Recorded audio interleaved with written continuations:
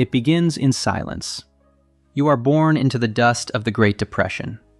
Your childhood is defined by the soup lines in Chicago or the dried-out farms of Oklahoma.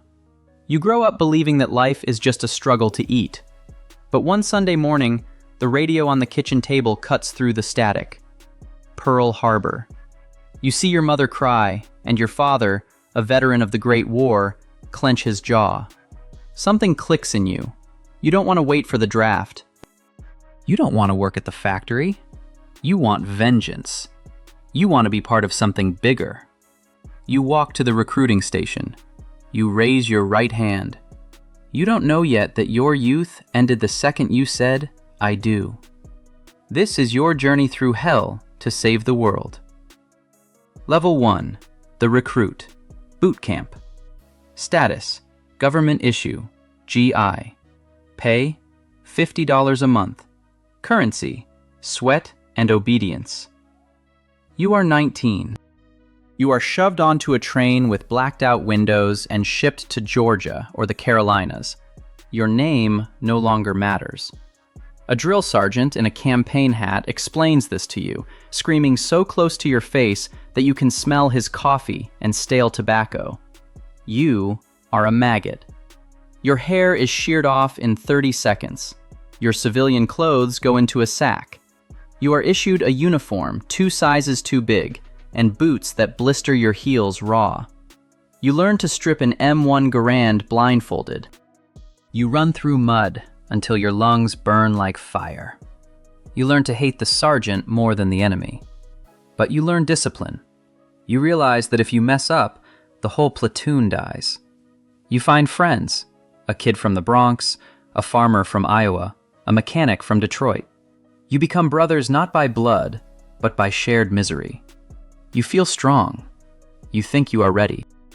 Level 2. The Waiting, England. Status: Tourist in uniform. Pay: cigarettes and chocolate. Currency: boredom.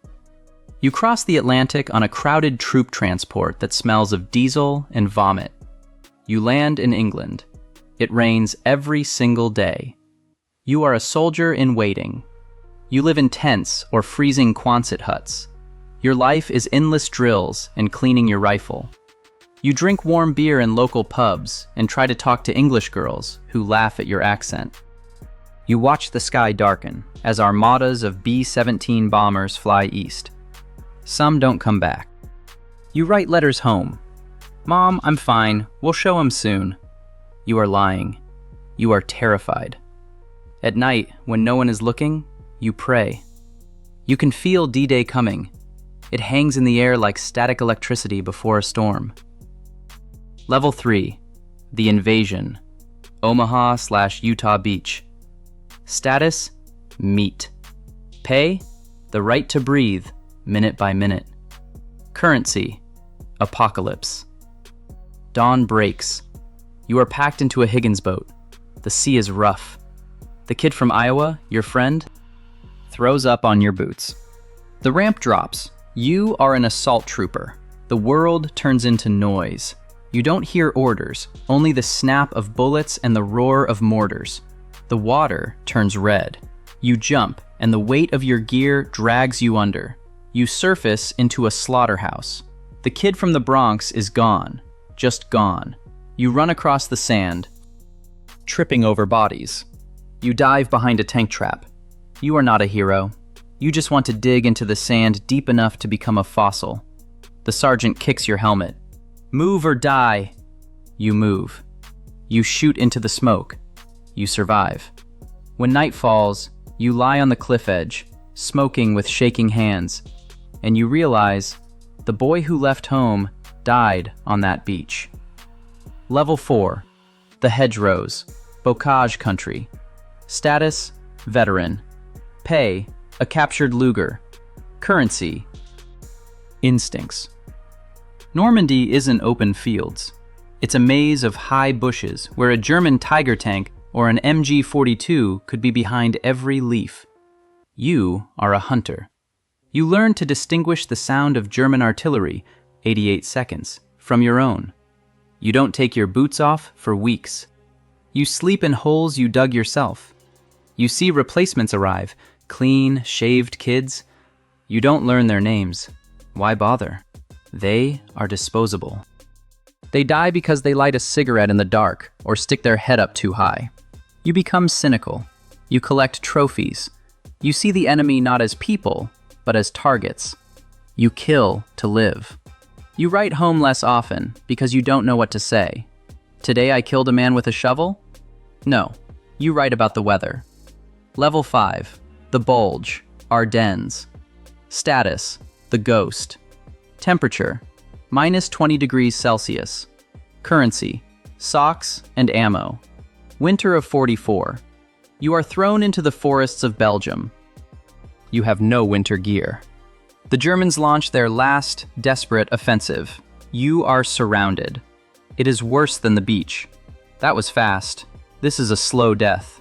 Trees explode from artillery, sending thousands of wood splinters like knives into your body. Your foot turns black from trench foot. You eat snow because the canteens are frozen solid. You watch the best men break. The sergeant, who seemed immortal, cries curled up in a ball. You take command not because you want to, but because no one else is left. You realize the ultimate truth of war. You don't fight for the flag, or democracy, or apple pie. You fight for the guy on your left and the guy on your right. You will kill anyone who tries to hurt them. Level 6, the Discovery, Germany. Status, the witness location, Dachau/Buchenwald. Currency, lost faith. You break into Germany. Resistance crumbles. You enter a small town, and behind it, you find a camp fenced with barbed wire. You are a liberator? No. You are a spectator. The smell hits you first. A sweet, rotting smell of death. You kick open the gates and see skeletons wrapped in skin. They stare at you with hollow eyes. You see piles of bodies stacked like firewood. You survived the beaches, the woods, and the snow. You saw your friends turned into hamburger meat. But this is different. This is absolute evil. Your brain refuses to process it. You watch the toughest soldiers in your platoon, men who killed SS troopers with their bare hands, vomit and weep like children. In that moment, you understand why you are here. You realize it was necessary.